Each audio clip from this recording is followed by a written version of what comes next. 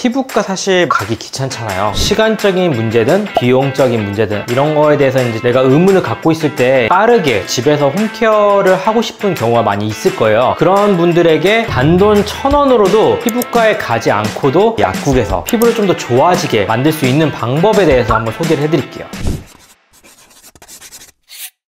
약국에도 피부에 도움되는 제품들이 있는 거예요?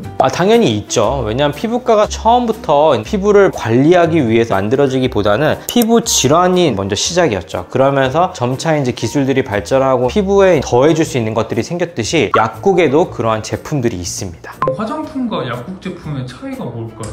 일단은 약국에서 파는 제품들이면은 의사의 처방이 있어야 살 수 있는 전문 의약품 이란 것들이 있고요. 의사의 처방이 있어야만 살 수 있기 때문에 좀 더 효과가 강하거나 부작용이 이제 좀 많이 나타날 수 있는 그러한 제품들이 전문 의약품이고요. 그 다음에 이제 일반 의약품이라고 해서 의약품이지만 의사의 처방 없이 살 수 있는 그런 약품들도 있는데 효과를 더 강하게 하기 위해서 화장품에서는 허가되지 않은 농도를 여기서는 허가를 해주는 거죠. 대신 화장품이라고 이제 명할 수 없고 얘는 일반 의약품, 의료기기, 의약외품 이런 식으로 다르게 적어야 되는 거죠. 일단 약품이라고 돼 있는 것들 자체가 화장품과는 허가사항이 다릅니다. 약품 같은 경우에는 일반적으로 화장품보다는 효과는 좀 더 강하지만 부작용이 나타날 수 있는 확률도 좀 더 높다고 생각을 하시면 좋을 것 같아요. 그런 사용법을 제대로 하는 것도 중요해요. 그럼요. 왜냐하면 부작용이 생길 수 있는 위험이 항상 도사리고 있기 때문에 올바르지 않게 남용을 하게 되면은 처음에는 좋았다가 점점 갈수록 나빠지는 그러한 형상들을 겪을 수밖에 없기 때문에 올바르게 사용하는 것 또한 중요합니다. 그럼 원장님께서 추천하시는 약국 제품들은 뭐가 있을까요?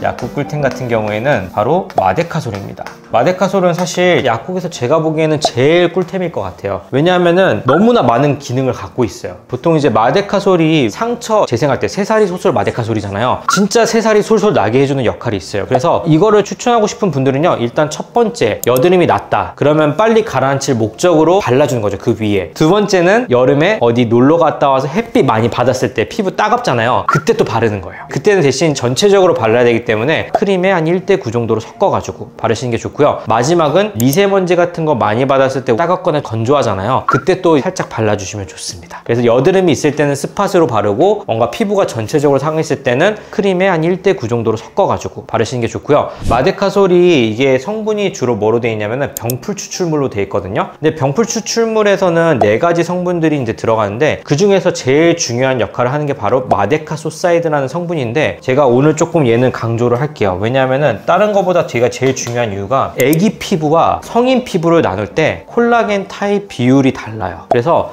애기 피부는 타입 3 콜라겐 비중이 더 높습니다. 물론 얘만 있으면 안 되겠지만 애기 피부로 가려면은 콜라겐 타입 3이 많아야 돼요. 근데 이 마데카소사이드라는 성분이 콜라겐 타입 3번을 만들어주는 역할을 하기 때문에 이 병풀 추출물이 생각보다 중요하고 그렇기 때문에 이 마데카솔도 그만큼 꿀템이 될 수 있어요. 근데 또 얘가 한 가지 좋은 게 뭐냐면요, 항균 작용을 해요. 물론 모든 균을 다 죽이진 않지만 특정 균들을 억제시킬 수 있는 기능이 있기 때문에 여드름이 있는 경우에는 스팟으로 좀 발라주게 되면 효과가 있고 또 여드름이 가라앉고 나서 흉터가 되잖아요. 그 흉터를 줄이는 역할로 얘가 해줄 수 있어요. 다만 이 마데카솔 같은 경우에는 일반 의약품으로 허가가 나 있잖아요. 그만큼 정제가 화장품보다는 덜 돼 있을 수 있어요. 그렇기 때문에 우리 피부에 자극이 될 수 있는 성분도 섞여 있을 수 있어요. 마데카솔 연고도 있고 분말도 있고 그 다음에 복합 마데카솔도 있거든요. 복합 마데카솔 같은 경우에는 항생제나 스테로이드 같이 들어있어요. 그렇다는 것은 무슨 뜻이냐면은 얘는 장기간 사용하면 안 된다. 피부가 재생이 필요할 때 단기간 한 1주에서 2주 정도 스팟으로 바르면 괜찮아요. 대신 오래 쓰면 스테로이드 때문에 피부가 상할 수 있기 때문에 절대로 얼굴 전체 도포용을 쓰지 마시고 그냥 잠깐 트러블을 빨리 가라앉히는 목적으로 사용하시면 되고, 얼굴 전체를 도포할 목적으로 사용하실 때는 그냥 일반 마데카솔 연고를 화장품에 살짝 섞어서 바르시는 게 제일 좋습니다. 두 번째 같은 경우에는요, 이것도 사실은 재생과 관련된 성분인데 바로 EGF 새살 연고입니다.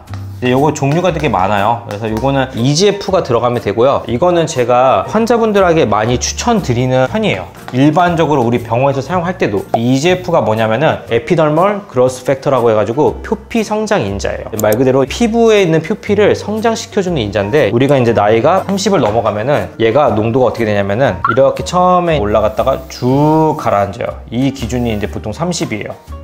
그러면서 이게 떨어지게 되면 뭐냐면은 이게 뭐랬어 아까? 표피 성장이 되잖아요. 표피가 성장을 못해요. 그래서 나이가 들면은 여드름이 나도 흉터가 잘 되는 거예요. 재생을 잘 못하니까. 그리고 어렸을 때는 상처 나도 흉터 잘 안 되잖아요, 애기 때는. 근데 성인이 돼서 상처 나면 어떻게 돼요? 전부 다 흉터 되죠. 얘가 없어서 그래요. 그럼 얘는 어떻게 사용을 하느냐? 상처가 났을 때는 우선 감염을 예방하기 위해서 항생제를 바르고 그 다음에 상처가 어느 정도 덮였어요. 그때부터 바로 사용을 시작해야 돼요. 아니 여드름이 터져가지고 흉터가 걱정이 된다 라고 하실 때 얘를 발라주게 되면은 흉터가 되는 거를 현격하게 감소시킬 수 있습니다. 그래서 주로 언제 추천하냐면은 점 같은 거 빼고 나서 처음에 테이프를 붙이잖아요. 그걸 떼고 나면은 상처는 재생이 됐지만 약간 붉은기가 남거나 이제 정상 살처럼 안 보일 때가 있어요. 그때 얘를 발라줍니다. 그러면은 얘가 그거를 재생시켜 줄 수 있고, 또는 상처가 얇게 났어요. 그 다음에 상처는 재생이 됐는데 이제 붉은기가 좀 남잖아요. 그럼 흉터가 될 수 있는 위험이 있기 때문에 그때 또 발라주라 말씀합니다. 그리고 마지막으로는 화상 같은 거 입었을 때, 화상 같은 거 입었을 때 마지막에 흉터가 되지 말라고 어느 정도 초기에는 피부가 자랄 때까지는 처치를 해주고 피부가 자란 다음에 얘를 발라주라고 말씀을 드립니다. 그러면은 흉터가 되는 확률을 현격하게 감소시킬 수 있어요. 특히 여드름이 터졌을 때도. 근데 예를 들면 상처가 덮이고 나서 오랜 기간 지났어요. 그럼 얘는 역할이 별로 안 됩니다. 그렇기 때문에 상처가 생기고 나서 표피가 겉에 표면이 덮이자마자 바로 사용을 시작해 주셔야지 우리가 흉터 없는 깔끔하고 매끄러운 피부를 만드는데 큰 역할과 도움을 주는 친구죠.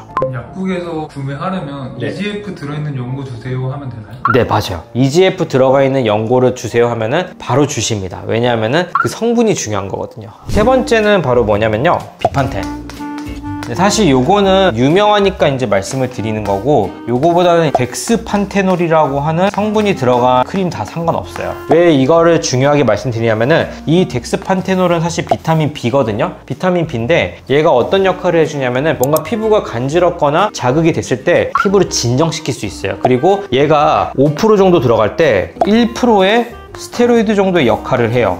그러니까 스테로이드를 안 씀에도 불구하고 스테로이드의 역할을 해줄 수가 있는 거죠. 스테로이드 같은 경우에는 좋은데 왜 못 쓰냐? 부작용이 많거든요. 스테로이드를 피부에 오래 쓰면은 처음엔 효과를 보는 것 같지만 내성도 생겨요. 그러니까 점점 더 강한 스테로이드를 원하게 됩니다. 그래서 처음에 어떻게 되냐면은 7등급 스테로이드 쓰다가 5등급 쓰다가 3등급 쓰다가 결국에 1등급까지 가요. 근데 문제는 얘도 내성이 생겨가지고 얘도 안 돼요. 그러면 이제 먹는 약을 쓰는 거예요. 먹는 스테로이드 쓰는데 문제는 먹는 스테로이드는 용량이 클 거 아니에요. 흡수되는 호르몬이 깨져요. 왜냐면 스테로이드라는 것 자체가 우리가 스트레스가 생길 때 발산되는 호르몬이거든요. 그러면서 우리 몸의 균형이 깨지면은 점점 피부 내구도가 깎여 나가기 때문에 결론적으로는 나중에 피부가 더 안 좋아질 수 있어요. 오랫동안 좋은 피부를 간직하려면은 얘는 최대한 안 쓰는 게 좋아요. 그렇기 때문에 그 역할을 해줄 수 있는 덱스판테놀을 쓰게 되면은 스테로이드에 대한 부작용을 줄이면서도 스테로이드의 어느 정도 효과를 얻을 수가 있기 때문에 좋은 거죠, 사실. 비판텐 같은 경우에는 피부 자극이 심한 부위가 있다. 그 부위에 연고를 그대로 바르거나 아니면 얼굴 전체에 자극이 있으면은 재생크림 있잖아요. 거기에 살짝 한 1:9 정도로 섞어가지고 바르시면 좋은데, 제가 왜 굳이 이 덱스판테놀이라는 성분을 설명을 드리면서 요것과 구분하라고 말씀드렸냐면요, 비판텐은 연고가 약간 노래요. 이게 왜 노라냐면은 양모왁스가 들어가거든요. 근데 이 양모왁스 같은 경우에 생각보다 피부 알러지 비율이 높아요. 그렇기 때문에 이 양모왁스 때문에 오히려 피부 자극이 생기는 경우가 생겨가지고 흰색 크림에 덱스판테놀 크림이 들어가 있는 거를 사용하시는 게 제일 좋습니다. 그럼 그 양모 왁스의 장점이 있나요? 왜 그걸?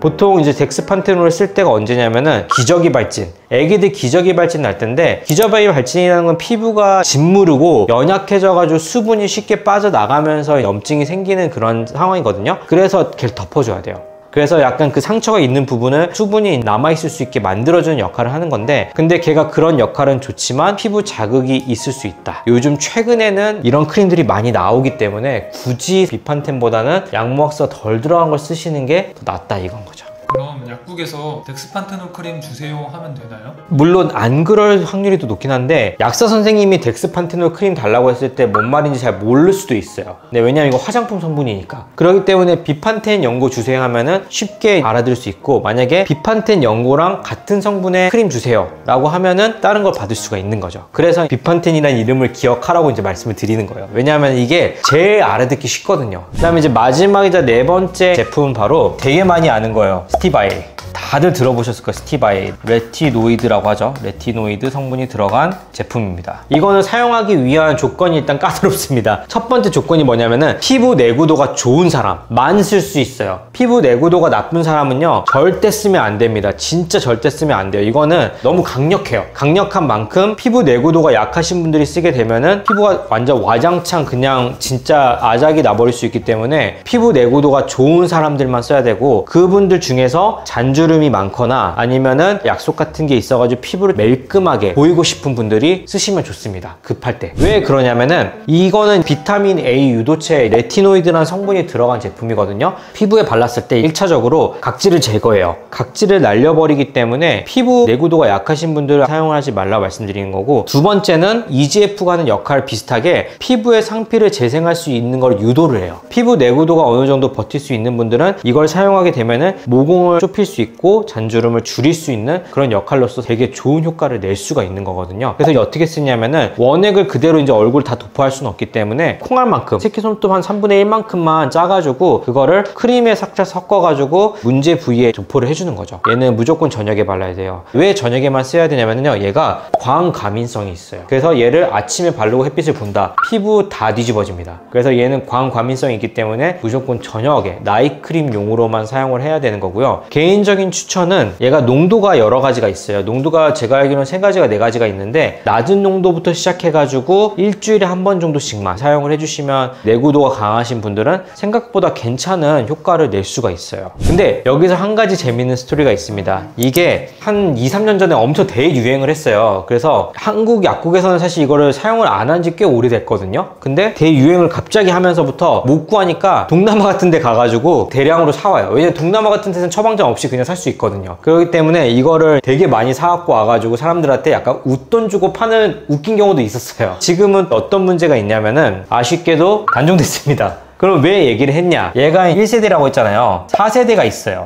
이 아데팔렌이라는 성분이 4세대 레티노이드 성분입니다. 그래서 얘가 왜 또 좋냐면은 스티바 A보다는 효과는 좀 더 약하지만 부작용도 적어요. 좀 더 사용하기가 편할 수 있어요. 그렇기 때문에 이 아데팔렌을 아까 말씀드린 스티바 A처럼 약간만 덜어가지고 사용을 하시면은 효과는 좀 더 약하지만 그만큼 부작용을 줄일 수 있기 때문에 피부 장벽이 약한 사람이라도 어느 정도 사용을 할 수가 있는 거죠. 대신 처방은 받아야 됩니다. 그리고 이 레티노이드 말고 화장품에서 레티놀이 들어간 성분이 있어요. 얘보다 좀 약해요. 그런데 비슷한 역할을 할 수 있기 때문에 걔도 아까 말씀드린 것처럼 피부 장벽이 내구도가 약한 분들이 쓰게 되면은 자극도가 되게 생각보다 있을 수 있어요. 그렇기 때문에 한번 써보시고 나서 하루 이틀 만에 피부가 따갑거나 수분이 날아가는 건조한 느낌이 많이 든다, 그러면은 그분들은 안 맞는 거기 때문에 그런 분들은 안 쓰시는 게 좋습니다. 집에서 홈케어를 하고 싶은 경우가 많이 있을 거예요. 그런 분들에게 리쥬란을 피부과에 가지 않고도 집에서 할 수 있는 방법에 대해서 알려드리도록 할게요.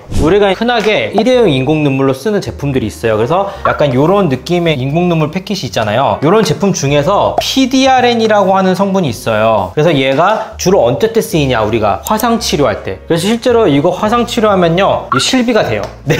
그러니까 실비가 될 정도로 많이 쓰이는 제품이고, 화상에서 뭐가 문제가 돼? 피부가 깨졌잖아요. 그거를 재생시키고 염증을 가라앉히기 위한 효과가 되게 좋아요. 그리고 또 언제 쓰이냐면은 흉터 치료할 때 이 성분이 인공 눈물에 들어가 있는 경우가 있어요. 근데 모든 인공 눈물에 다 들어가는 게 아닙니다. 이게 들어가 있어야 돼요. 이게 인공 눈물에 어느 정도 들어가 있기 때문에 이거를 피부에 활용을 하는 거죠. 왜냐하면 이 제품이 싸니까. 네, 근데 이거를 그냥 바르면은 생각보다 분자량이 크기 때문에 피부 위에만 놀아요. 성분의 역할을 하나도 못합니다. 그럼 주사기를 써요? 주사기 쓸 수 없죠. 왜냐면 우리가 집에서 의사도 아닌데 이거를 주사기에 넣어가지고 직접 놓을 순 없잖아요. 그럼 뭘 하냐면은 MTS라는 제품을 씁니다.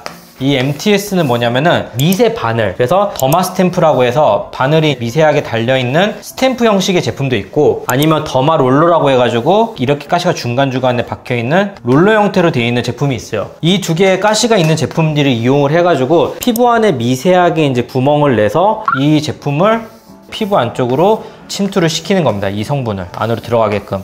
그러면은 효과를 낼 수가 있겠죠. 다만 요거를 할 때 주의할 점이 있어요. 어떤 거냐면은 스탬프는 병원에서 쓸 수 있는 용과 가정용으로 쓸 수 있는 게 나눠져 있습니다. 그게 어떤 기준이냐면 깊이 기준이에요. 0.2mm. 이 0.2mm 넘어가면 안 됩니다. 이 0.2mm가 진피까지의 깊이를 뚫을 수 있느냐 없느냐의 차이인 거예요. 그러면은 진피까지 못 들어가니까 효과가 없는 거 아니에요? 없진 않아요. 근데 적겠죠. 이거를 넘어가면은 왜 위험하냐면은 병원에서는 이거를 완벽하게 살균이 된 제품체로 깨끗하게 세안을 한 다음에 진행하는데 그것까지 했다 쳐요. 그러면 진피를 뚫게 되면요, 피부에 상처가 나잖아요. 그러면 미세한 상처라서 괜찮을 수 있을 거라 생각하지만 이 통로가 열렸기 때문에 여기 안으로 외부 물질이 침투할 수가 있게 돼요. 그러면은 균에 의해서 감염이 될 수 있거나 아니면은 상처가 너무 깊은데 재생이 충분히 안 돼가지고 오히려 예전보다 못하게 될 수가 있어요. 그래서 이 0.2mm를 넘어가지 않게끔 시술하는 게 가장 중요할 것 같고요. 그 다음에 많이 하면 뭔가 되게 좋을 것 같잖아요. 근데 너무 많이 하게 되면 얼굴에 상처를 많이 내는 거기 때문에 자극 증상이 생길 수가 있어요. 그래서 더마 스탬프를 한다면 욕심 부리지 말고 그냥 약간 케어 용도로 해가지고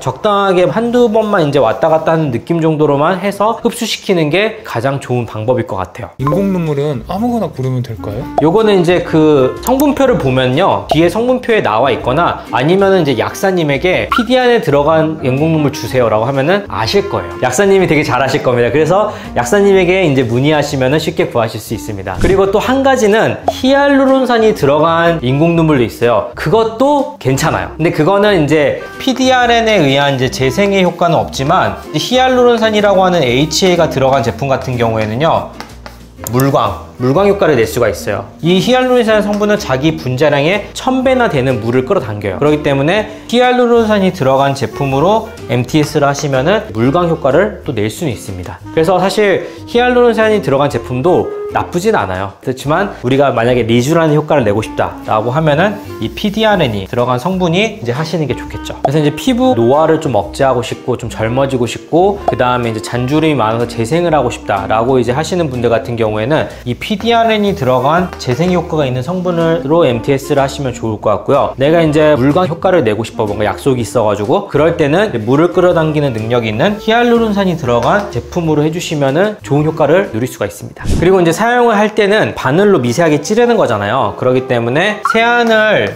깨끗하게 해주시고요. 한 최소 2주에 한 번, 매일 하시면 절대 안 되고 2주에 한 번 또는 1주에 한 번, 근데 가능한 2주에 한 번 하시는 게 제일 좋은데 이때는 조금 세안을 좀 꼼꼼하게 해주세요. 평소에는 너무 이제 강하게 하지 말라고 제가 말씀을 드리는데 이때는 오히려 노폐물이 끼면 안 좋으니까 세안을 평소보다 좀 더 꼼꼼하게 해주시고 그 다음에 이제 마른 상태에서 인공 눈물을 위에 뿌려줍니다. 그 다음에 아까 더마 스탬프 같은 MTS나 아니면 더마 롤러 같은 이 제품을 위에 해주세요. 그러면서 추가적으로 얘를 계속 뿌려줘요. 왜냐면은 조금 지나면은 액체이기 때문에 날아갈 수 있잖아요. 그렇기 때문에 없는 상태에서 얘를 하면은 그래도 효과는 있어요. 근데 우리가 원하는 효과는 얘를 집어넣는 거기 때문에 주기적으로 뿌려주면서 MTS를 해야지 많은 양을 안쪽으로 집어넣을 수 있고요. 그 다음에 이게 끝났어요.